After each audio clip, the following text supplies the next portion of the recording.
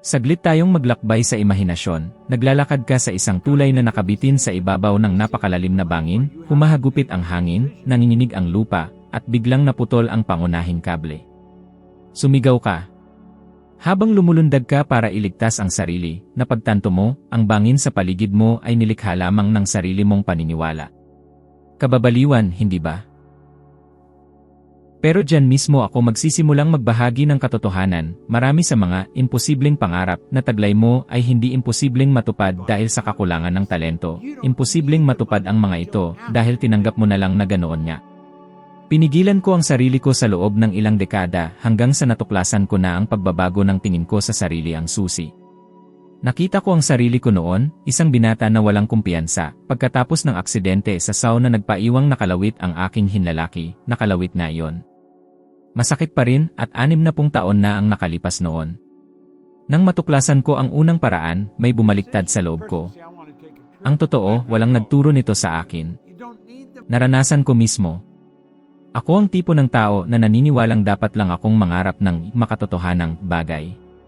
Pero ang makatotohanan para sa akin noon ay ang mabuhay sa maliit na sahod, gumawa ng kung ano-anong trabaho, walang pag-asa, at isang daliring kumikirot tuwing isasara ko ang aking kamay, paalala ng aksidenteng bumaluktot sa aking buhay. At sa ganoong sitwasyon mismo ko natutunan ang sasabihin ko sa iyo ngayon, nagbabago ang iyong buhay sa sandaling tukuyin mo ang pangarap na ikakategorya ng lahat bilang imposible, at gagawin mong pamantayan sa isip ang kabaligtaran nito. Kapag sinabi kong imposibleng pangarap, hindi ako nagpapahiwatig ng isang bagay na simbolo lamang o pampukaw damdamin. Ang tinutukoy ko ay ang pangarap na kahit isulat ay kinatatakutan mo dahil bumubulong na sa isip mo, sino ka para mangarap niyan? Ilang beses ka na bang pinigilan ng ganitong usapan sa isip? Ilang beses ka nang tumigil sa pagsubok dahil sa takot na magmukhang katawa-tawa o masyadong malaki ang pangarap? Karamihan sa tao ay nakagapos sa takot na ito kaya hindi sila umuusad. Napansin mo na ba kung gaano kadaling paniwalaan na kaya ng iba ang magtagumpay, pero pagdating sa iyo, may humaharang? Para bang may di nakikitang dingding na naghihiwalay sa iyo mula sa iyong minimiti, at ang dingding na iyan ay binuo ng mga salitang, hindi posible, hindi ko kaya, hindi ako sapat. Pinagdaanan ko mismo ito. Bago ko kinita ang una kong mahigit $100,000 sa loob lamang ng isang taon, wala akong formal na edukasyon sa negosyo. Isa lang akong litong kabataan, walang diploma, at may karanasan sa trabaho na maituturing ng marami na kahiyahiya. Pero sa panahong iyon mismo, nang matanggap ko ang librong Think and Grow Rich, nagsimula kong maintindihan na ang aking mga resulta ay refleksyon lamang ng tingin ko sa sarili. Naisip ko na kung patuloy akong mag-isip ng maliliit, mananatiling maliit ang mundo ko. At nang gawin ko ang pagsasanay na ituturo ko sa iyo, nagbago ang lahat. Kunin mo ang pinaka-imposibleng pangarap na mayroon ka. Baka doblehin mo ang iyong sahod sa loob ng 7 araw. Baka makakuha ka ng bagong kliyente na sa tingin mo ay malayo sa iyong abot. Baka makawala ka sa utang na pakiramdam mo ay walang hanggan. Ngayon, obserbahan mo ang ginagawa ng isip mo. Ito ay tumutugon ng may takot, pagdududa, lohikal na pagdadahilan, paghahambing sa ibang tao, mga alaala ng kabiguan. Normal ito. Palaging sinusubukan ng isip na protektahan ka mula sa hindi mo alam. Pero ito ang susi, sa halip na tanggapin ang otomatikong kwentong ito, gagawa ka ng ganap na kabaligtaran nito. Kung sinasabi ng isip mo na imposible ito, sasagutin mo, hindi ito maiiwasan. Kung sinasabi nitong hindi ko kaya, ipagpipilitan mo, kaya ko at ginagawa ko na ngayon. Kung sinasabi nitong hindi ko alam kung paano, ay dedeklara mo, ang paraan ay lilitaw sa paglipas ng panahon. Kapag ginawa mo ang kabaligtaran na ito, hindi mo niloloko ang sarili mo. Binabago mo lang ang direksyon ng iyong focus. Ipinapakita ng mga pag-aaral sa psikolohiya na ang utak ay gumagana sa pamamagitan ng perceptual filters. Kapag may pinaniniwalaan ito, nagsisimula itong pumili ng impormasyon na nagpapatunay sa paniniwalang iyon.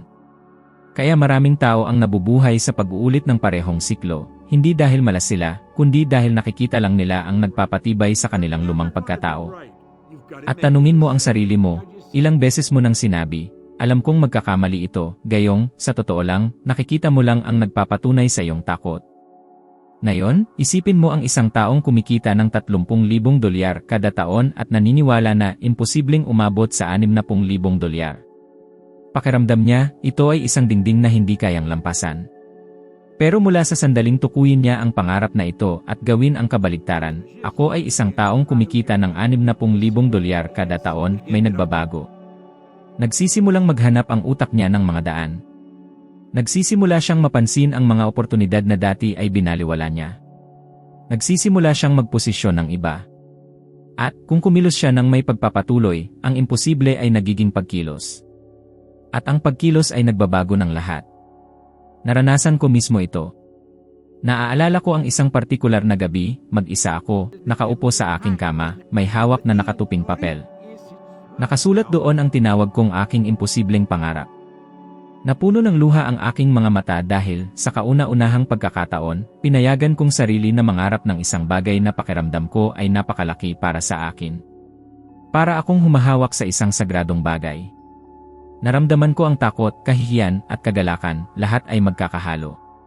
At sa mismong sandaling iyon, napagtanto ko na hindi pala pera ang gusto ko, ito ay pahintulot na maging ibang tao. Noong gabing iyon nagsimulang magbago ang buhay ko, hindi nang dumating ang pera. Ang pera ay bunga lamang ng kabaligtarang pangarap na tinanggap ko. Kaya naman, gusto kong gawin mo ang isang bagay na simple, ngunit nakapagpapabago. Sa loob ng susunod na 24 na oras, isulat mo ang iyong imposibleng pangarap. Huwag mong isipin ang si paano, huwag subukang gawin itong lohikal, huwag mong paliitin upang magkasya sa iyong kasalukuyang realidad. Isulat mo ng eksakto kung ano ang gusto mo. Pagkatapos, sa ibaba nito, isulat mo ang kabaligtarang pahayag sa anumang pagdududa na lumitaw. Kung lumitaw ang hindi ko kaya, isulat, kaya ko at handa ako. Kung lumitaw ang hindi ko alam kung paano magsimula, isulat, nasa harap ko na ang unang hakbang. Kung lumitaw ang hindi ko ito karapat-dapat, isulat, karapat-dapat ako dahil isinilang ako upang umunlad. Ito ang unang paraan. At dito nagsisimula ang lahat. Kapag hinarap mo ng direkta ang iyong imposibleng pangarap at nilikha ang kabaligtaran nito, pinipigilan mo ang mga taon, minsan ay mga dekada, ng negatibong programa sa isip. At kung gagawin mo ito ng tapat, bukas hindi ka na ang dating ikaw. Nagsimula nang umikot ang mga pihitan ng pagbabago. Darating ang isang punto sa buhay na marirealize mo na hindi ang mundo ang humahadlang sa iyo, kundi ang imahe na taglay mo sa iyong sarili. At gaano man kasakit aminin, ang imaheng iyon ay madalas na mas maliit kaysa sa kung sino ka talaga. Ginugol ko ang malaking bahagi ng aking kabataan sa paniniwalang ako ay isang limitado, isang walang kinabukasan, isang kinukondena na tanggapin ang kaunting inaalok ng buhay. At hindi ito dahil sa sinabi ng mga tao sa akin, ito ay dahil inuulit ko ito sa isip araw-araw, nang hindi ko namamalayan. Hindi ko alam, hindi ko kaya, hindi ako sapat. Ang mga salitang ito ay naging napakapamilyar na tila bahagi na ng aking pangalan. Nakakagulat kung paano tahimik na hinuhubog ng mga ganitong pahayag ang lahat ng ginagawa mo. Marahil naramdaman mo rin ito, ang paninikip ng dibdib kapag may lumitaw na oportunidad at ang unang sinasabi ng utak mo ay, hindi iyan para sa'yo. O ang pakiramdam ng kahihiyan bago pa man subukan ang isang bagong bagay, na para bang nagsusori ka na para sa isang kabiguan na hindi pa nangyayari. At sa kaloob-looban mo, alam mong ito ay walang katwiran, ngunit hindi nito pinipigilan ang takot na manaig sa'yo. Karamihan sa mga tao ay gumugugol ng kanilang buong buhay na nakulong sa siklo na ito. Inuulit ang mga pattern na namana mula sa pagkabata, mula sa pagpuna, mula sa paghahambing, mula sa mga inaasahan ng iba. At kapag nakakita sila ng isang nagtatagumpay, iniisip nila, kung ako lang ay mas matalino, kung ipinanganak lang ako sa ibang pamilya, kung mas matapang lang ako. Pero hindi nila kailanman tinatanong ang sarili, paano kung ang tanging problema ay ang paraan ng pagtingin ko sa sarili? Nang matanggap ko ang librong Think and Grow Rich, ito ay naging isang malupit na salamin sa harap ko. Nabasa ko ang tungkol sa mga dakilang pinuno, mga taong gumawa ng kasaysayan, at nagtaka ako kung bakit may nakakagawa ng napakarami samantalang ang iba ay halos hindi makasurvive. At ang sagot ay palaging pareho, tingin sa sarili. Ang mga taong nakakamit ng pambihirang resulta ay hindi naman mas matalino, naniniwala lang sila na kaya nila. Panloob nilang binubuo ang pagkatao na kanilang hinahangad bago pa man lumabas ang mga resulta. Ito ang tinatawag kong pag-alis ng hindi ako, at pagpalit nito ng isang ako ay na napakalakas na kalaunan ay ayon dito ang mundo. Kunin natin ang halimbawa ni Oprah Winfrey. Siya ay nagmula sa isang pagkabata na minarkahan ng kahirapan, pagtanggi, at sakit. Lahat ng sitwasyon ay laban sa kanya. Sa estatistika, malamang na wala siyang marating.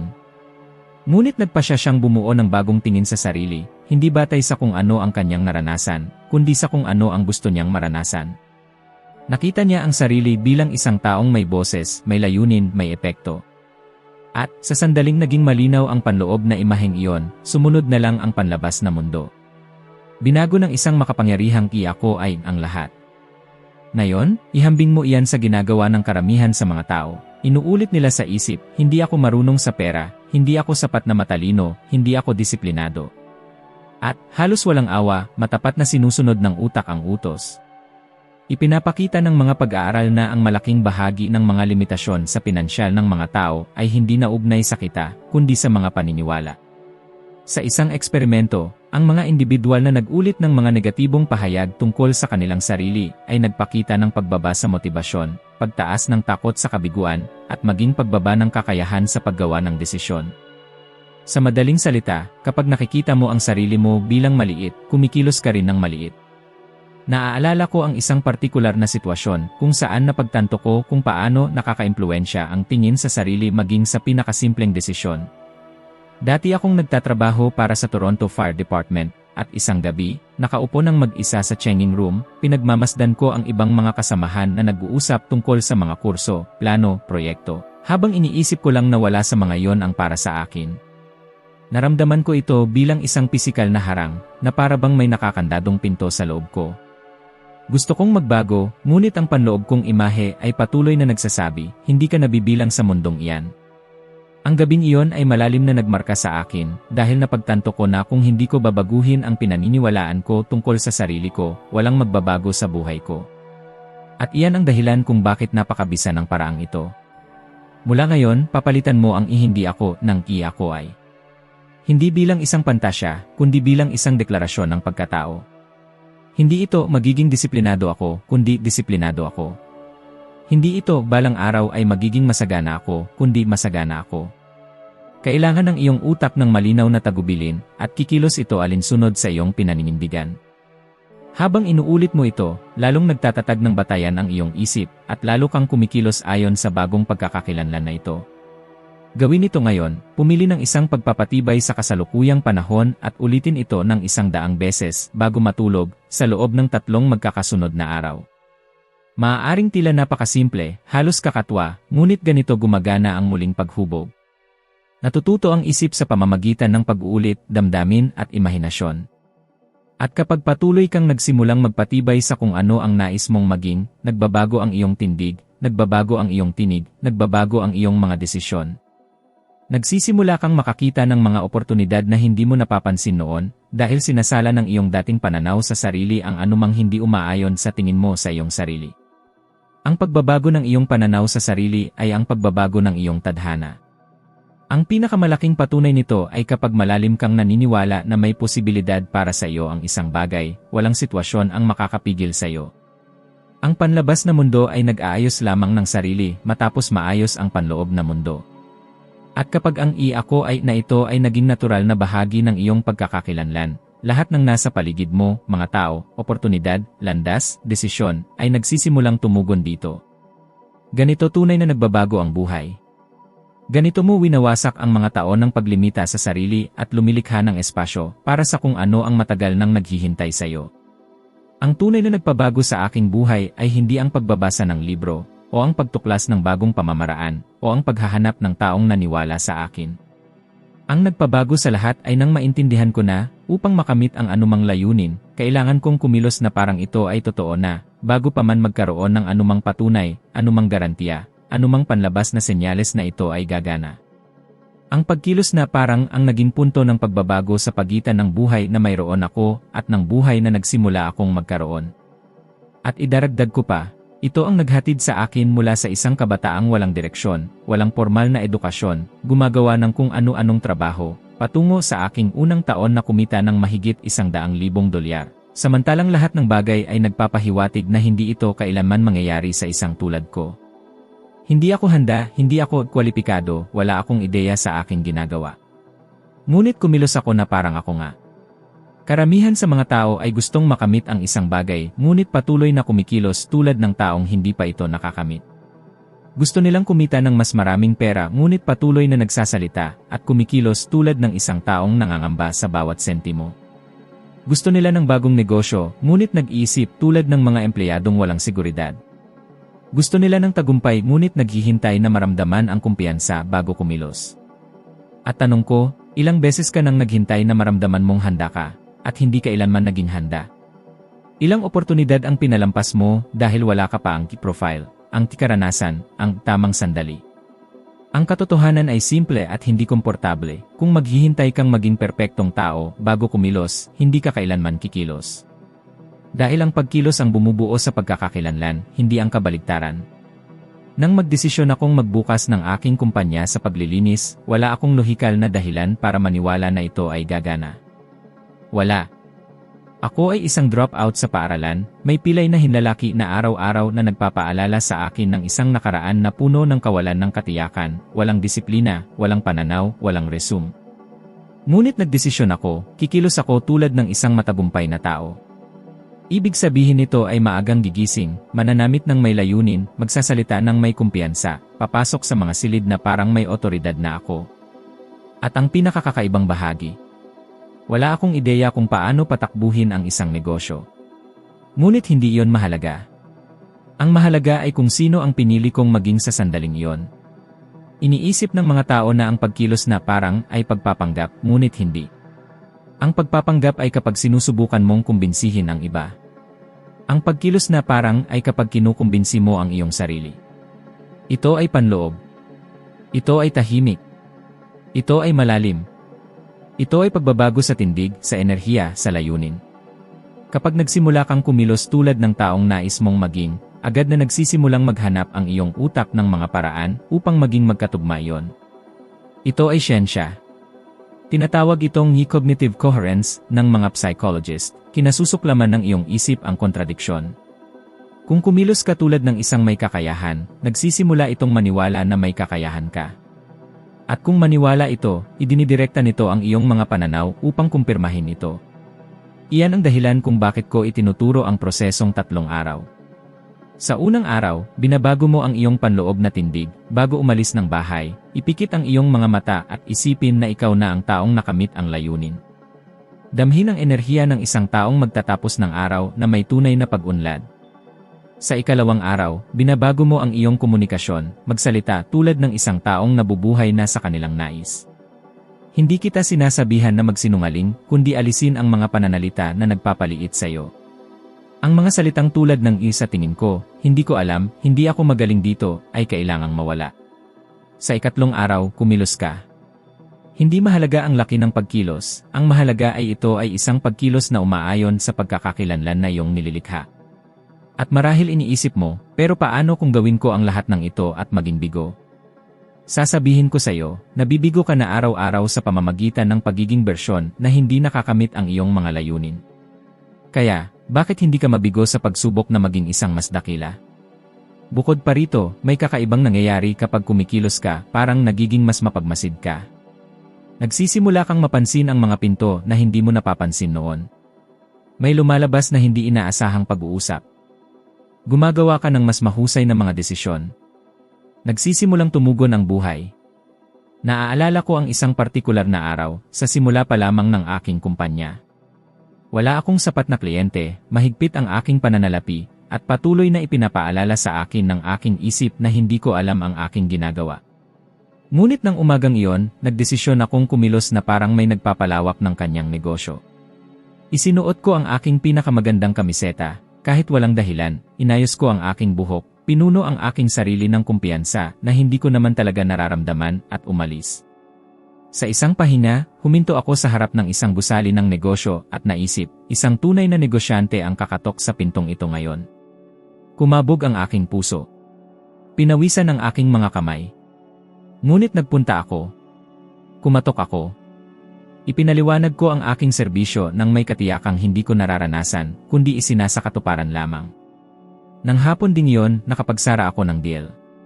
Ang kontratang iyon ay kumakatawan sa maliit na halaga ng pera, ngunit kumakatawan ito sa isang bagay na mas malaki, patunay na tumutugon ang buhay kapag kumilos ka bago ka pa handa. Ito ang gusto kong maintindihan mo. Kung maghihintay ka ng motibasyon upang kumilos, mananatili kang walang pagbabago. Ngunit kung kumilos ka na parang nakamit mo na ito, ang motibasyon ay isisilang pagkatapos. Ang pamamaraang ito ay hindi lamang psikolohikal, ito ay enerhetiko. Binabago mo ang iyong emosyonal na dalas. At kapag nagbago ang iyong dalas, nagsisimula ring magbago ang iyong realidad. Ang pinakamalaking pagkakamali ng mga tao ay ang paghihintay na maramdaman ang kumpiyansa bago kumilos. Ngunit ang kumpiyansa ay isang epekto, hindi isang sanhi. Ang pagkilos ang lumilikha ng kumpiyansa. Ang kumpiyansa ang lumilikha ng mas maraming pagkilos. At ang siklong ito ang magdadala sa iyo sa mga lugar na hindi mo kailanman mararating kung patuloy kang maghihintay para sa tamang sandali. Sa makatuwid, kung nais mong baguhin ang mga imposibleng layunin sa tunay na resulta, magsimula ngayon. Hindi bukas. Hindi kapag handa ka na. Ngayon. Tanungin ang iyong sarili, kung mayroon na ako ng gusto ko, paano ako kikilos ngayon? Pagkatapos gawin yon, kahit may takot, kahit may kawalan ng seguridad. Dahil ganoon mismo nagsisimula ang lahat. Ganoon mismo nagbabago ang buhay. Ganoon mismo nawawala ang imposible. Ang visualization ay isa sa mga unang kasangkapan na tunay na nagpabatid sa akin ng kapangyarihan ng isip sa realidad. Ngunit sa paglipas ng mga taon, natutunan ko na ang pag-visualize ay hindi sapat. Maraming tao ang ipinipikit ang kanilang mga mata at sinusubukang guni-gunihin ang kanilang layunin na nangyayari, ngunit wala silang nararamdaman. At kung hindi mo ito nararamdaman, itinuturing ito ng iyong isip na parang isang pelikula, hindi isang posibilidad. Kumikilos lamang ang utak kapag may kasamang damdamin. Iyan ang dahilan kung bakit napakaraming tao ang sumusubok mag-visualize at pagkatapos ay nagsasabi, hindi ito gumagana para sa akin. Gumagana ito, ngunit hindi mekanikal. Gumagana ito kapag nag-visualize ka, naglalagay ng damdamin, at lumilikha ng maliliit na piraso ng ebidensya sa pisikal na mundo dahil ang kombinasyong ito ang bumabasag sa panloob na pagtutol. Nang magsimula akong isipin na nagbabago ang aking buhay, wala akong ganap na anumang panlabas na pahiwatig upang kumpirmahin ito. Naaalala ko na kumuha ako ng blankong tseke noon, at isinulat sa isip ang halaga na nais ko, isang halaga na tila ganap na walang katuturan, mahigit $100,000 sa loob lamang ng isang taon. Hindi ko pa nakita ang ganoong halaga ng pera noon, lalo na ang kumita nito. Ngunit kapag nag-visualize, hindi ko lang inakita ang numero. Sinubukan kong damhin ang mararamdaman ko sa pagtanggap nito. Inilarawan ko sa isip ang bigat ng sobre sa aking mga kamay, ang tunog ng papel na natitiklop, ang amoy ng opisina kung saan ko ito matatanggap. Gumawa ako ng isang karanasan na napakatotoo na nagsimulang mag-react ang aking katawan na parang nabubuhay na ako rito. At iyon ang gumawa ng lahat ng pagkakaiba. Ang damdamin ang nagtatak ng isang karanasan sa nervous system. Ipinapakita ng pananaliksik na hindi pinaghihiwalay ng utak ang isang tunay na karanasan at isang matinding imahinasyon. Sa madaling salita, kung nag-visualize ka ng may damdamin, nagsisimulang kumilos ang iyong isip na parang totoo na ito. At kapag nangyari iyon, nagbabago ang iyong mga saloobin, ang iyong mga pagpipilian, ang iyong wika, at ang iyong pananaw. Nagsisimula kang mapansin ang mga landas na dati mong pinapansin, dahil nagsisimulang maghanap ang iyong isip sa iyong nadamhan. Ngunit may isang detalye na halos walang nag-uusap, pagkatapos mag-visualize at makaramdam, kailangan mong maghanap ng ebidensya, kahit pinakamaliit na ebidensya, na nagsisimula itong maging totoo. Nang nais kong maging masagana, walang senyales na ito ay mangyayari. Ang aking pinansyal na realidad ay magulo, limitado, puno ng pagtaas at pagbaba. Ngunit sa bawat pagkakataon na nakagawa ako ng maliit na benta, sa bawat pagkakataon na pinuri ng isang kliyente ang aking serbisyo, sa bawat pagkakataon na nakita kong umuunlad ang isang tao sa paligid ko, itinuring ko itong patunay. Bilang tanda na gumagalaw ang pagbabago. Kahit na isang barya lamang sa aking bulsa, sinabi ko sa aking sarili, ito ang ebidensya. Lumikha ito ng isang makapangyarihang panloob na siklo, nag-visualize ako, nakaramdam ako, nakakita ako ng ebidensya, mas naniwala ng kaunti ang aking isip, at pagkatapos ay pinahintulutan kong mag-visualize ng may mas matinding intensity. At habang mas naniniwala ang aking isip, mas umayon ang aking pag-ugali sa realidad na nais ko. Dito maraming tao ang natatagalan. Ang mga tao ay nag-visualize, ngunit pagkatapos ay tinitingnan nila ang tunay na buhay at sinasabi, walang nangyayari. At sa ganoong paraan ay sinisira nila ang kanilang sariling visualization. Ito ay parang pagtatanim ng buto at pagkatapos ay hinuhukay ito kinabukasan upang tingnan kung lumalaki. Ang pagbiswalisa ay gumagana lang kapag emosyonal mong napapanatili ang imahe kahit walang anumang nagbabago. Sa katunayan, lalo na kapag walang tila nagbabago. Sapagkat sa pagitan ng iyong pangarap at ng resulta doon nasusubok ang iyong isip. Ito ang panahon na kailangan mong maniwala sa hindi nakikita bago mo ito masilayan. Naaalala ko ang isang partikular na sandali kung saan lubos akong sinubok ng pamamaraang ito. Ginawa ko ang aking pagbiswalisa noong umagang iyon, nararamdaman ang bawat detalye ng kasaganahang nais kong maakit. Ngunit pagkaalis ko ng bahay, napagtanto kong halos wala ng laman ang aking account. Naramdaman ko ang kaba sa aking sikmura. Nagsimulang sumigaw ang lumang isip, pantasya lang ito, niloloko mo lang ang sarili mo, hindi ito mangyayari kailanman. At pagkatapos, sa mismong sandaling iyon, kinailangan kong gumawa ng isang bagay na magbabago ng tuluyan sa aking ugnayan sa pamamaraang ito. Huminga ako ng malalim, ipinikit ang aking mga mata mismo doon sa bangketa, at bumalik sa imahen nilikha ko kanina. Hindi ko hinayaan na ang panlabas na sitwasyon ang mangibabaw sa panloob. Sa halip, ginawa ko ang kabaligtaran, hinayaan kong ang panloob na pananaw ang maging mas totoo kaysa sa kasalukuyang kalagayan. Makalipas ang ilang minuto, habang naglalakad ako, nakilala ko ang isang taong may kakilala na nangangailangan ng eksaktong uri ng serbisyong iniaalok ko. Ang pag-uusap na iyon ay nauwi sa isang kliyente. At ang kliyenteng iyon ay naging marami pa. At doon, sa unang pagkakataon, naunawaan ko ang kapangyarihan ng pagsasama-sama ng biswalisasyon, pakiramdam, at paghahanap ng ebidensya. Kapag nagbibiswalisa ka ng may damdamin, lumilikha ka ng alaala sa hinaharap. Kapag nakaramdam ka, binibigyan mo ng buhay ang alaalang iyon.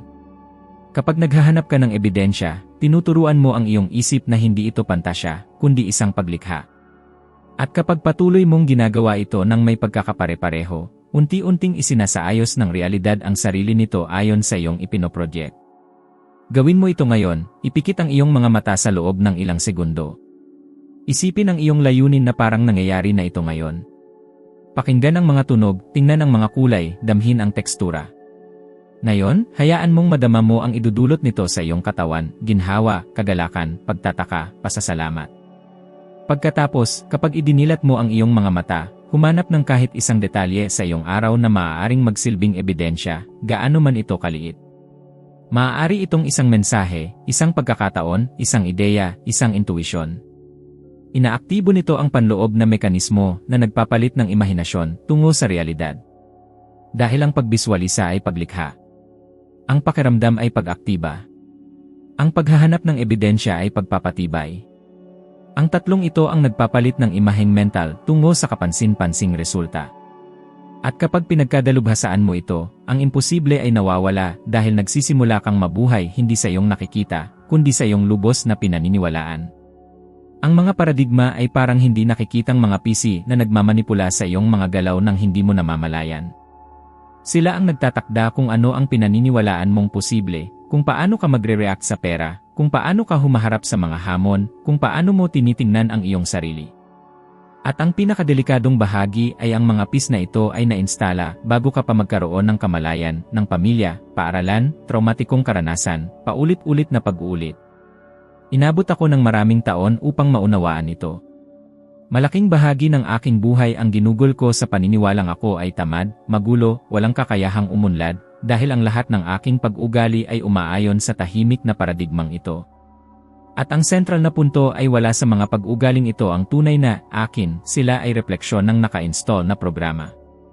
Nang matuklasan kong 75% ng aking mga desisyon ay inuutos ng walang malay na autopilot para akong nakuryente. Akala ko kontrolado ko ang buhay ko, ngunit sa katunayan, inuulit ko lang ang isang dati ng nakatakdang pattern. At kung susuriin mo ang sarili mong kwento, mapapansin mo ang pareho, mga pagpipilian na tila laging humahantong sa parehong lugar, mga resulta na paulit-ulit taon-taon, isang siklo ng pagsubok at pagkabigo na nagpapatuloy na parang isang di maiiwasang kapalaran. Ngunit hindi ito kapalaran, ito ay programa. Nang magsimula akong kumita, halimbawa, napakabilis nito. Masyadong mabilis para sa isang taong hindi pa nagtagumpay dati. At, halos malupit, sinubukan akong hilahin pabalik ng parehong paradigma na nagpapanatili sa akin sa kahirapan. Bawat beses na kumikita ako, ginagastos ko. Nang magsimula akong umunlad, sinasabotahe ko ang sarili ko. Nagkakasakit ako, nawawalan ng pokus, hinahayaan kong matambakan ang mga bayarin. At malinaw kong naaalala ang isang gabi nang tumama ang katotohanan ng husto, kumita ako ng higit sa $100,000 noong taong iyon, ngunit ako ay may utang pa rin. Umupo ako sa sahig, nakasandal sa dingding, tinitingnan ang mga numero na may pakiramdam ng malalim na hiya. Dahil doon naging malinaw, hindi kailanman ang pera ang problema. Ang problema ay laging ang paradigma na nagsasabi sa akin na hindi ko ito deserve, na hindi ko alam kung paano ito hawakan, na hindi ako ganitong uri ng tao. Kaya naman ang pagwasak sa paradigma ay napaka-revolusyonaryo. Hindi ka lang nagbabago ng ugali. Ginigiba mo ang estrukturang mental na nagpapanatili sa buong buhay mo. At hindi ito nangyayari ng aksidente, nangyayari ito sa pamamagitan ng isang proseso, isang pare-pareho, araw-araw na proseso na kinabibilangan ng kamalayan, pagtatanong, pagpapalit, at pag-uulit. Ang unang hakbang ay tukuyin ang nangingibabaw na paradigma. Maaaring ito ang paniniwala na mahirap ang pera, ako ay malas, ako ay masyadong balisa, walang sinuman sa aking pamilya ang nagtagumpay. Hindi ko alam kung paano hawakan ang responsibilidad. Tanungin ang iyong sarili, anong parirala ang inuulit ng aking isip tuwing susubukan kong lumago? Ang pariralang iyon ang puso ng paradigma. Ang ikalawang hakbang ay harapin ang salaysay na ito. Mukha itong totoo dahil inulit ito ng napakaraming beses kaya naging emosyonal na katotohanan. Ngunit magtanong, sino ang nagsabi nito? Saan nagmula ang ideyang ito? Ito ba ay tunay na iyo? Isang kamakailang pag-aaral ang nagpakita na ang mga taong may negatibong paniniwala tungkol sa pera ay may 25% mas mababang tsansa na madagdagan ang kanilang kita sa loob ng 5 taon, kahit na mayroon silang parehong mga pagkakataon. Ibig sabihin, mas matimbang ang paniniwala kaysa sa konteksto. Pagkatapos ay darating ang hakbang na nagpapahintakot sa maraming tao, ang pagpapalit. At ang pagpapalit ay hindi lang pagpapalit ng isang parirala para sa isa pa. Ito ay pagpapalit ng isang pagkakakilanlan para sa isa pa. Kung ang paradigma ay nagsasabing kapos ang pera, papalitan mo ito ng isagana ang sirkulasyon ng pera sa aking buhay. Kung sinasabi nitong hindi ko kaya, papalitan mo ito ng ako ay may lumalagong kakayahan. Kung sinasabi nitong ako ay magulo, papalitan mo ito ng kumikilos ako ng may kalinawan at layunin. Ang bagong pariralang ito ang binhi ng isang bagong paradigma, ngunit lalago lamang ito kung aalagaan araw-araw. Dito pumapasok ang siklo ng 7 araw. Sa unang araw, tinutukoy mo. Sa ikalawa, nagtatanong ka. Sa ikatlo, lumilikha ka ng kapalit na paniniwala. Sa ika-4, kumikilos ka sa paraang hindi tugma sa lumang paradigma. Ito ang mahalagang punto, kumilos ng iba. Kung sinabi sa iyo ng lumang paradigma na iwasan ang mga panganib, kumuha ka ng maliit at kalkuladong panganib. Kung sinabi sa iyong huwag magsalita, ipahayag mo ang iyong sarili. Kung sinabi sa iyong mag-ipon dahil sa takot, mag-invest ka dahil sa kumpiyansa. Sa ika-5 araw, pinapatibay mo ang bagong paniniwala sa pamamagitan ng pag-uulit at pagbiswalisa nito. Sa ika-6, inoobserbahan mo ang totoong pagbabago sa iyong pag-ugali, maliit, ngunit kapansin-pansin. Sa ika-7, itinatala mo ang lahat ng ebidensya na ikaw ay nagiging ibang tao. At alamin na ang prosesong ito ay nagpapagising ng panloob na pagtutol. Naramdaman ko iyan ng maraming beses. Naaalala ko ang isang pangyayari kung saan malapit na akong makipagkasundo sa isang mahalagang kontrata, ngunit nagsimulang umaksyon ang aking lumang paradigma. Naramdaman ko ang pisikal na pagkadismaya, isang bigat sa aking sikmura, isang napakalaking pagnanais na sumuko, isang kakaibang pakiramdam na ito ay sobra para sa akin. Ito ang dating ako na lumalaban upang manatiling buhay. Ngunit ng araw na yon, sa unang pagkakataon, nakita ko ang mekanismo sa aksyon. Natukoy ko ang sabotaheng lumalabas. Sa halip na umatras, ginawa ko ang kabaligtaran, pinalalim ko ang aking paghinga, paulit-ulit na sinabi sa isip ang bagong paniniwala, at sumulong. Naisara ko ang kontrata. At ang pakiramdam ay hindi lang tagumpay sa pananalapi, ito ay paglaya. Kapag sinimulan mong sirain ang mga paradigma, ang buong buhay mo ay muling isasaayos ang sarili nito. Nagsisimula kang makita na hindi kailanman ang mundo ang kaaway. Ang tunay na kaaway ay laging panloob, tahimik, komportable, pamilyar. Ngunit kapag bumagsak ang kaaway na ito, lumalawak ang lahat. Nagkakaroon ka ng tapang. Kumikilos ka ng may higit na kalinawan. Pakiramdam mo ay karapat-dapat ka. At ang mga layunin na minsan ay tila imposible ay nagsisimulang mangyari ng natural. Ang pagwasak sa paradigma ay pagpapalaya sa iyong sarili mula sa lumang bersyon ng iyong sarili. Ito ay ang pagkuha ng manibela na hindi mo man lang namalayan na nabitawan mo. At kapag sa wakas ay nabasag mo ang layer na yon, hindi ka nababalik. Nagiging ikaw ang isang taong nakakakita ng mga posibilidad kung saan dati ay nakikita mo lang ang mga limitasyon. Nagiging ikaw ang isang taong nagtatayo, hindi nagre-react. Isang taong lumilikha, hindi naghihintay. Isang taong namumuhay at hindi lang pinapanood na lumipas ang buhay. Ito ang punto kung saan tumitigil ka sa pagiging inuutusan. At sa wakas ay nagsisimula kang mag-utos. May isang punto sa paglalakbay ng sinuman na naghahangad na gawing tunay na resulta ang mga imposibleng layunin kung saan kailangan mong matuto ng isang bagay na hindi kailanman itinuro sa paaralan o sa pamilya. At bihirang ituro sa lugar ng trabaho, walang sinumang nagtatagumpay ng mag-isa. At hindi dahil ikaw ay mahina, walang kakayahan, o maasa, kundi dahil mayroong isang makapangyarihang batas na tahimik na gumagana sa lahat ng ating buhay. Kapag nakakonekta ka sa mga taong umuugong na sa antas ng iyong ninanais, nagbabago ang iyong dalas. Lumalawak ang iyong isip. Nagbubukas ang iyong pananaw. Umuunlad ang iyong pag-ugali. At nagsisimulang sumunod ang mga resulta sa bagong ugong na ito. Ang totoo, karamihan sa mga tao ay takot humingi ng tulong. Takot silang magmukhang baguhan, takot silang husgahan, takot silang makarinig ng hindi, takot silang baliwalain, takot silang aminin na hindi nila alam ang lahat. At taos puso kong itatanong, ilang beses ka nang nabigo na gumawa ng isang mahalagang hakbang dahil naniwala kang kailangan mong ayusin ang lahat ng mag-isa? Ilang pagkakataon ang nasayang mo dahil inisip mong senyales ng kahinaan ang paghingi ng gabay? Ilang taon ka nang nanatili sa parehong lugar dahil iniiwasan mong lapitan ang mga taong makapagpapabilis ng iyong paglago? Naranasan ko rin yan.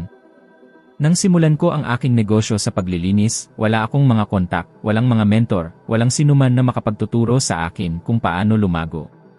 Ngunit isang araw, habang pinag-iisipan ko kung paano palakihin ang negosyo, may bumulong sa loob ko, kailangan mong lumapit sa mga taong mas malaki ang iniisip kaysa sayo. Naalala ko ang mga salita ni Raymond Douglas Stanford, ang taong nagpakilala sa akin sa Think and Grow Rich. Hinding-hindi ka makakaakyat ng kahit isang baitang kung mananatili kang napapalibutan ng mga taong nabubuhay sa parehong antas. Para akong sinuntok ng diretsyo sa dibdib. Sa sandaling iyon, naintindihan kong hindi pala pag-focus ang pag-iisa ko, takot pala ito na nagkukubli. Doon ako gumawa ng isang malinaw na desisyon, hanapin ang mga taong naroon na sa posisyong gusto kong puntahan. Pero ang desisyong ito ay humingi ng higit na tapang kaysa sa inaasahan ko. Naaalala ko ang isang partikular na hapon nang makita ko ang pagkakataong makausap ang isang negosyanteng hinahangaan ko. Naramdaman ko ang takot, nanginginig ang mga kamay ko, at parang naipit ang boses ko sa lalamunan. May isang bahagi ng aking sarili na nagsabing, huwag kang pumunta, hindi ka nabibilang sa kanila. Pero may isa namang bahagi na tumutol, iyan mismo ang dahilan kung bakit kailangan mong pumunta. Huminga ako ng malalim, lumakad ng ilang hakbang, binati ang lalaki, at nagtanong ng isang simple, maaari po ba akong matuto mula sa inyo? Ngumiti siya, sumagot ng, at ang maikling pag-uusap na yon ay ganap na nagpabago sa paraan ng pagpapatakbo ko ng aking negosyo. Umalis ako na may sariwang ideya, mas malawak na pananaw, at ibang enerhiya. Umalis ako na may akses sa kanyang key vibration, at ang akin ay agad na nagsimulang umayon. Kaya naman iginigiit ko ito, ang pagpaligid sa sarili ng mga taong may mataas na vibration, ay nagbabago ng lahat. Nakakahawa ang e-vibration. Napansin mo na ba kung paano, pagkatapos gumugol ng napakaraming oras sa mga negatibong tao, bumababa ang iyong enerhiya, lumiit ang iyong mga ideya, at nawawala ang iyong sigasig? Sa parehong paraan, kapag gumugol ka ng oras sa mga taong naniniwala, yumayaman, at kumikilos, lumalawak ang iyong pag-isip, tumitibay ang iyong mga desisyon, at nagsisimulang maging abot kaya ang iyong mga layunin. At hindi ito mistisismo, ito ay psikolohiya. Ipinapakita ng mga pag-aaral na ang mga tao ay may tendensyang iayon ang kanilang pag-ugali sa grupong panlipunan na kanilang kinabibilangan, maging ang kanilang mga layunin sa pananalapi ay lubos na naimpluwensyahan ng kanilang mga kasama. Kaya, bago tayo magpatuloy, may gusto akong itanong sa iyo. Kung sa tingin mo ay tugma sa iyo ang nilalaman na ito, mangyaring mag-subscribe sa channel at pindutin ang like button. Hindi lang para magpakita ng suporta, kundi dahil ang simpleng kilos na ito ay lumilikha ng panloob na pangako. Nagpapadala ito ng senyal sa iyong isip, pinipili kong itaas ang aking vibration. At kapag ginawa mo yon, binabago mo ang emosyonal na kalagayan kung paano mo tatanggapin ang natitirang nilalaman. Mas binubuksan mo ang iyong sarili. Kinokontrol mo ang sitwasyon. Sinasabi mo sa universo at sa iyong sarili na handa ka na para sa susunod na antas. Ngayon, balikan natin. Matapos ang engkwentro ko sa negosyanteng iyon, may naintindihan akong tuluyang nagpabago sa takbo ng aking kwento. Kapag humingi ka ng tulong sa mga mas may karanasan, pinaikli mo ang maraming taon ng bigong pagsubok. Para kang binigyan ng mapa na may markang mga shortcut, mga panganib, at ang pinakamabilis na daan. Pero ang mapa na ito ay lumalabas lamang kapag hinayaan mo ang iyong sarili na lumapit. Maraming tao ang nagtatanong sa akin, paano kung wala akong kakilala na ganoon? Ang sagot ay simple, magsimula sa maliit. Magpadala ng mensahe sa taong hinahangaan mo. Dumalo sa isang libreng kaganapan. Sumali sa isang grupo na may parehong layunin sa iyo. Makipag-ugnayan ng may intensyon. Magtanong. Makinig. Magmasid. Mamamangha ka sa dami ng pinto na magbubukas kapag nagpakita ka ng tunay na interes sa pagkatuto. Isang araw, habang nagsasalita ako sa isang seminar, may isang babae na nagtaas ng kamay at nagtanong, "Bob, ano ang isang sandali na pinakamabilis na nagpabilis sa iyong mga resulta?" Pwede kong pinag-usapan ang libu-libong oras ng pag-aaral, mga sakripisyo, o disiplina. Pero sinagot ko ng totoo, ang sandaling huminto ako sa paglakad mag-isa. Iyan ay dahil kapag nakakonekta ka sa mas matatalinong isip, hindi ka lang nakakakuha ng impormasyon, nagkakaroon ka ng pananaw. Nanghihiram ka ng tapang. Nanghihiram ka ng enerhiya. At ang hiniram na enerhiya na yon ang nagpapagalaw ng mga bundok sa loob mo. Kaya, kung may isang praktikal na aksyon na magagawa mo ngayon, ito iyon. Pumili ng isang tao na padadalhan mo ng isang simple, malinaw, at mapagpakumbabang mensahe. Maaari po ba akong matuto mula sa inyo? Ang pangungusap na iyon ay nagpabago sa aking buhay. Maaari din itong baguhin ang sayo. Dahil hindi lang ito isang kahilingan, isa itong deklarasyon na handa ka ng humakbang sa isang bagong antas ng kamalayan, vibration, at mga resulta. Kapag nakakonekta ka sa tamang key vibration, ang iyong mga layunin ay hindi na mukhang imposible. Nagiging susunod na natural na hakbang lamang sila sa iyong paglago. At kapag naintindihan mo ito, titigil ka sa pakikipaglaban sa mundo at magsisimulang gumalaw kasama nito. Ang pagiging flexible ay isa sa mga pinakamababang halaga na kasanayan para sa sinumang gustong gawing totoo ang imposibleng layunin. Karamihan sa mga tao ay nabibigo hindi dahil sa kakulangan ng kakayahan, kundi dahil sa paninigas. Gumagawa sila ng plano, at kapag hindi ito nangyari eksakto sa kanilang naisip, nagtatapos sila sa konklusyon, hindi ito para sa akin. Ilang beses mo na itong nagawa? Ilang beses mo nang sinunod ang isang perpektong script, tanging isang maliit na hindi inaasahang pangyayari ang naging dahilan upang sumuko ka, mawalan ng gana, mainis, o basta na lang iwanan ang lahat. Ang problema ay ipinagkakamali ng karamihan sa mga tao ang pagbabago ng direksyon sa pagkabigo. Pero ang pagkabigo ay hindi tungkol sa pag-aayos. Ang pagkabigo ay ang pananatili sa isang plano na hindi gumagana. Nang simulan ko ang aking negosyo sa paglilinis, mayroon akong isang napakalinaw na plano sa aking isip gayunpaman. Akala ko alam ko kung paano akit ng mga kliyente, kung paano ayusin ang serbisyo, kung paano pamahalaan ang aking oras. Ngunit ipinakita sa akin ng realidad na ang plano ko ay gumagana lang sa teorya. Sa unang buwan, ilang kliyente ang umatras. Sa ikalawa, naintindihan kong kulang ang singil ko. Pagsapit ng ikatlo, napuno ako ng trabaho at walang kita. At sa loob ng ilang linggo, ang lumang pakiramdam na, siguro, hindi ito para sa akin, ay nagsimulang bumalik. Pero doon ko naintindihan ang isang mahalagang bagay, hindi sumusunod ang buhay sa iyong mga plano. Ikaw ang umaayon dito. Ang pagiging flexible ay isang anyo ng emosyonal at pinansyal na katalinuhan. Ipinapakita ng mga pag-aaral na ang mga taong may mataas na kakayahang umangkop ay 40% na mas malamang na makamit ang kanilang pangmatagalang layunin, tiyak, dahil hindi sila natitinag kapag may nagkakamali. Nag-aayos sila. Nagtatama. Nagpipino. Nagpupursige. May isang araw, sa halos parehong panahon, na lubos na humubog sa aking pag-unawa sa pagiging flexible. Nawalan lang ako ng isang malaking kontrata dahil sa isang maling komunikasyon. Pagod ako, naiinis, at natatakot na maapektuhan nito ang lahat ng aking pag-unlad. Naglakad ako, sinusubukang linawin ang aking isip. Habang naglalakad, napansin ko ang mga manggagawa na nag-aayos ng bubong ng isang gusali. Nababalutan ng andamyo ang istruktura, at inaayos nila ang bawat piraso habang nakakatagpo sila ng mga problema sa anggulo o sa paglaban ng kahoy. Walang nakapako. Bawat pagkakamali ay isang hakbang. Bawat balakid ay isang pagtatama. Nakatayo ako roon ng ilang minuto, nanonood, at may matinding tumama sa akin. Hindi sila sumusuko sa bubong sa tuwing makakahanap sila ng depekto, inaayos nila ito hanggang sa gumana. At sa sandaling iyon, naintindihan ko, kailangan kong gawin din iyon sa aking mga plano. Mula sa araw na iyon, nagpasya akong isama ang isang tanong na naging isa sa pinakamahalaga sa aking buhay: ano ang gumana ngayon? Ano ang hindi gumana? At ano ang kailangan kong ayusin bukas? Ang tanong na ito ay ganap na nagpabago sa aking direksyon. Dahil inilipat ako nito mula sa pagiging biktima ng mga pangyayari tungo sa pagiging arkitekto ng aking sariling buhay. Huminto ako sa pagre-react at nagsimulang bumuo. At kapag nagsimula kang bumuo, tumutugon ang buhay. Kaya naman buong buo kong sinasabi, walang perpektong plano.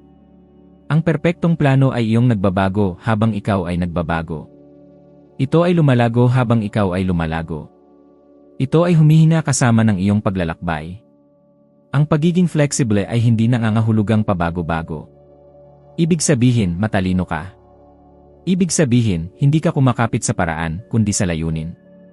Maraming tao ang nagdurusa dahil gumagawa sila ng plano at umaasa na ganoon mismo ang paggana ng universo. Pero ang buhay ay hindi tuwid. Hindi ito mahuhulaan. Ang buhay ay galaw. Sinusubukan nito ang iyong mga intensyon, inilalantad ang iyong mga kahinaan, at nagpapakita ng mga daan na makikita mo lamang matapos madapa ang una. Kung masyado kang matigas, hindi mapapansin ang mga senyal na ito. Kung bukas ka, nagiging shortcut ang mga ito. Isang simpleng halimbawa, marahil ang layunin mo ay magsimula ng bagong negosyo, ngunit hindi gumagana ang pamamaraang naisip mo. Hindi ibig sabihin nito na dapat mong iwanan ang layunin. Ibig sabihin, may ibang daan, marahil mas maganda, na hindi mo pa nasusubukan.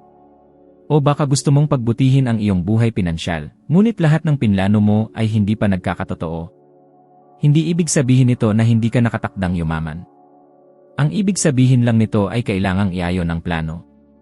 At sa prosesong ito ng mga pag-aayos mo na diskubre ang mga bagong potensyal, bagong kasanayan, bagong paraan ng pagtingin sa mundo.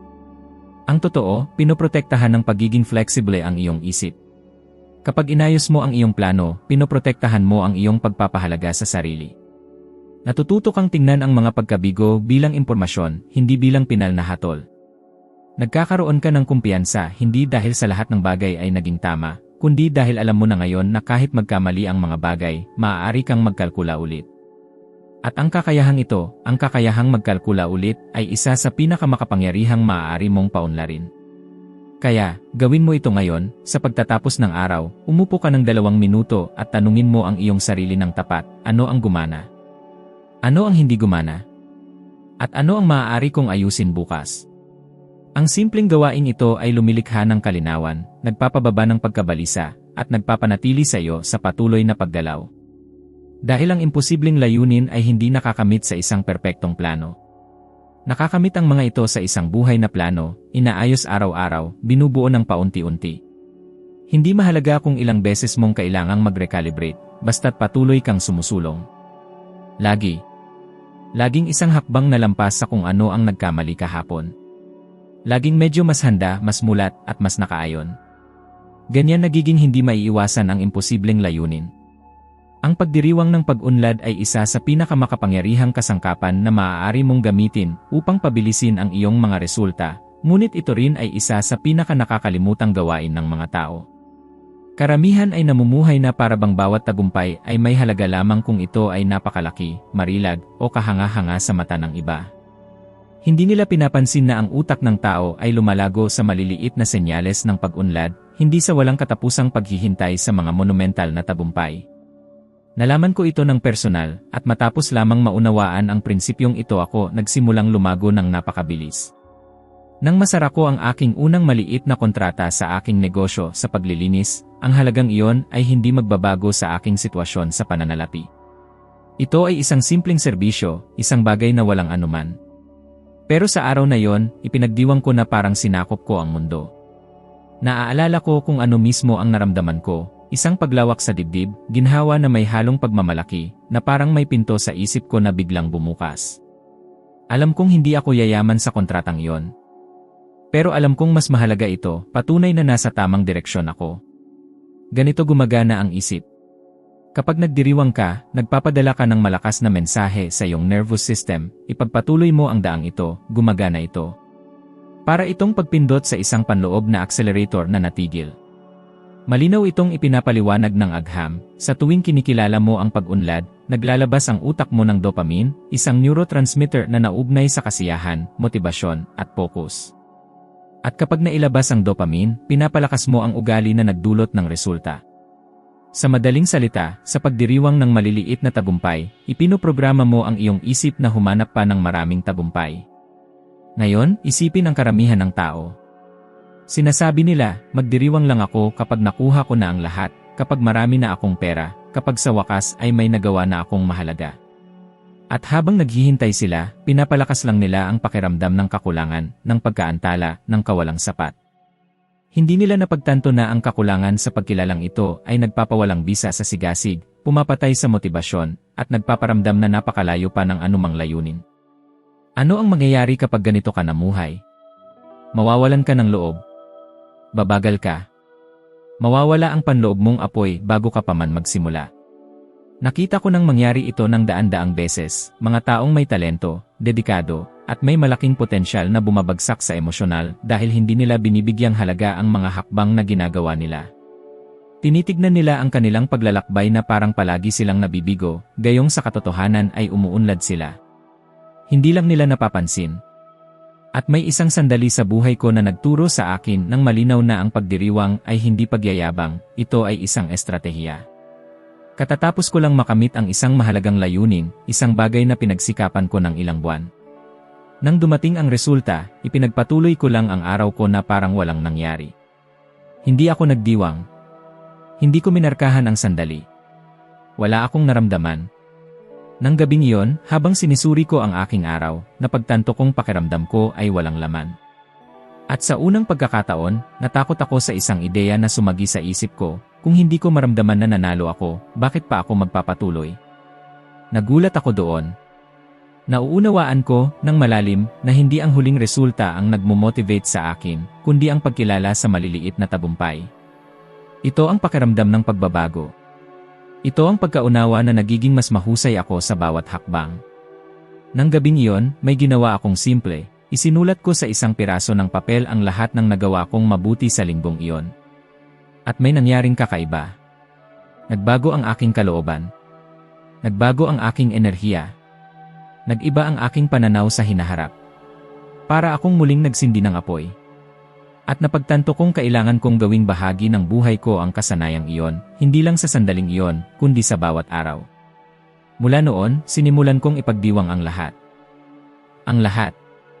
Isang bagong ideya, isang mas disiplinadong araw, isang kapaki-pakinabang na pag-uusap, isang layunin na natupad, isang mas positibong pag-isip, isang napalakas na ugali. Lahat ng ito ay naging dahilan para sa panloob na pagdiriwang. At mas madalas kong ginagawa ito, mas mabilis na dumating ang aking mga resulta. Dahil nagsimulang magkaisa ang aking mga iniisip, damdamin at pagkilos. Ang totoo, bawat maliit na tagumpay ay isang binhi na naghuhudyat sa kung ano ang darating. Ngunit kung hindi mo didiligan ang binhing iyon, mamamatay ito. Kapag nagdiwang ka, dinidiligan mo ito. Pinapalakas mo ito. Lumilikha ka ng emosyonal na ugat. Pinapanatili mo ang momentum. Kaya naman gusto kong may gawin ka ngayon, isulat mo ang 3 bagay na nagawa mong mabuti sa nakalipas na ilang araw. Tatlong maliliit na tagumpay, gaano man kaliit. Siguro, ito ay isang mas mahusay na desisyon, isang mas positibong pag-isip, isang natapos na gawain, isang mahalagang pag-uusap, isang naiwasang gastusin, isang hakbang na ginawa tungo sa iyong layunin. Pagkatapos isulat ang mga ito, hayaan mong maramdaman mo ang pagmamalaki. Pagmamalaki. Ipikit ang iyong mga mata at kilalanin na ikaw ay sumusulong, kahit dahan-dahan. At pagkatapos ay sabihin sa iyong sarili, ito ang patunay. Ito ay paggalaw. Mas nilalapit ako nito sa aking layunin. Dahil, sa huli, ang pagkakaiba sa pagitan ng mga nagtatagumpay at ng mga sumusuko ay bihira sa talento o swerte. Ito ay nasa kakayahang makita ang halaga sa kung ano pa ang umuusbong. Ang mga nagdiriwang ng maliit na tagumpay ang siyang nagbubukas ng malaki. Ang mga hindi nagpapansin sa maliit ay nawawala ng enerhiya bago pa man marating ito. At kapag natutunan mong ipagdiwang ang bawat pag-unlad, magbabago ang buhay mo dahil sa wakas ay mauunawaan ng iyong isip na ikaw ay nasa tamang landas. Palagi kang gumagawa ng mas malalaking hakbang kaysa sa iyong pinaniniwalaan. At ngayon ay sisimulan mo na ring maramdaman iyan. Ang oras ay isa sa mga pinakamaling nauunawa ang elemento para sa mga nagnanais na gawing tunay na resulta ang tila imposibleng mga layunin. Iniisip ng mga tao na kailangan nila ng mga taon, mga dekada, isang buong buhay upang magbago. Tinitignan nila ang kanilang realidad na parang nakakulong sila sa semento, na parang walang magagawa ng mabilis, matindi, at desidido. Ngunit hindi ganyan gumagana ang oras. Ang oras ay nababago. Tumutugon ito sa focus, tumutugon ito sa tindi, tumutugon ito sa pagkaapurahan. Kapag binigyan mo ang iyong utak ng maikling deadline, hindi nakakabigla, kundi nakakaganyak, pumapasok ito sa isang estado ng malikhaing pagkaalerto. Inaaktibo nito ang mga bahaging natutulog kapag sinabi mong, isang araw gagawin ko iyan, kapag nagkaroon ako ng pagkakataon, gagawin ko iyan, kapag bumuti ang mga bagay, gagawin ko iyan. Iyan mismo kung bakit natuto akong magtrabaho sa maikling siklo ng pagbabago. 7 araw. 1 linggo. Mukhang maikling panahon, ngunit may kapangyarihan ang 7 araw. Lumilikha sila ng malakas na psikolohikal na momentum, napakabilis nilang lumipas para magpatumpik-tumpik ka, ngunit sapat ang haba para mapatunayan mo sa iyong sarili na kaya mong kumilos. Naranasan ko na ito ng napakaraming beses sa buhay ko, kaya natuto akong lubos na igalang ang siklong ito. Naaalala ko ang isang panahon na lubos akong naliligaw, sinusubukan pa ring hanapin ang aking landas matapos huminto sa pag-aaral at patuloy na lumipat-lipat sa mga trabahong walang patutunguhan. Nakaupo ako sa aking silid, masakit ang kamay ko mula sa aksidente sa lagari, bigo, pagod, at walang ideya kung paano muling magsimula. Doon ko binigyan ang sarili ko ng maikling deadline, isang bagay na simple, 7 araw. Gugugulin ko ang 7 araw sa paggawa ng lahat ng iba. 7 araw nakikilos na parang may bagong simula ako. Sa sandaling iyon, hindi ito tungkol sa pagkakaroon ng malaking plano. Ito ay tungkol sa pagbasag sa paralisis. Naaalala kong naisip ko, kung hindi ko mababago ang anuman sa 7 araw, babasagin ko man lang ang pakiramdam na ito ng pagiging natigil. At iyan mismo ang nangyari. Bawat araw ay naging isang mahalagang hakbang. Bawat araw ay parang isang bloke na kailangan kong itulak pasulong.